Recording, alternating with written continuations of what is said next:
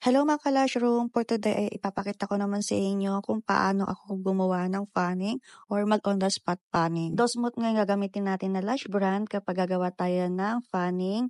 And gagamitin naman natin dito ay yung glue na Jenny Lush. Individual ngayon gagamitin natin dito na Lush brand and yung thickness niya ay 0.03. Kuha lang tayo dito na lashes kung gaano lang karami yung gusto natin. Ipipinch lang natin siya ng dahan-dahan using my 2 fingers. Habang pinipinch natin siya, yung tweezer na gamit natin ay wag natin masyadong higpitan. Alalayan lang natin siya ng konti. At kapag nakuha na natin yung gusto natin, kung gaano ka-wide, i-dip na natin siya sa glue and alalay lang. Huwag masyadong overglue kasi kapag overglue yung nilagay natin, pangit ang kalalabasan niyan. At ganun lang palagi, kukuha tayo kung gaano lang karami yung gusto natin and ipipinch lang natin siya ng dahan-dahan kung gaano ka-wide yung gusto natin.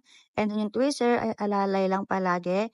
And kapag okay na, i-dip agad sa glue. Palaging tandaan, huwag na huwag mag-overglue at dapat ay yung tamang-tama lang sa pag-dip ng glue. At isa pa sa dapat yung tandaan, huwag na huwag mong ilalagyan ng glue yung tweezer natin. Every time na gumagawa ko sa kliyente ko na mag-on-the-spot fanning ako, gumagawa ko ng fanning at lalo kapag makapal yung natural lashes ni client, ay talagang tumatagal talaga ako. Inaabot talaga ako ng 2 to 3 hours bago matapos. Gagamitin ko naman tong tweezer ng Angiosperma N06 sa paggawa ng fanning. At same lang din, kukuha lang tayo kung gaano karami yung gusto lang natin. At ipipinch lang natin siya ng dahan, katulad din sa tweezer na isa, ganun din dito, alalay lang, huwag masyadong higpitan. Kaya ako sinasabing huwag higpitan pagdating sa tweezer ang pagkapit sa lashes kasi kapag pinipinch natin yan, kapag hindi hinigpitan, ay bubukayan ng kusa. Once kasi na nagpipinch tayo and hinigpitan natin yung pagkapit ng tweezer doon sa lashes, ay mahihirapan talaga tayo mag-pinch or mag-wide yung lashes. Kaya wag na wag higpitan yung tweezer sa pagkapit ng lashes. For more videos and tips, follow ka na sa ating Facebook page.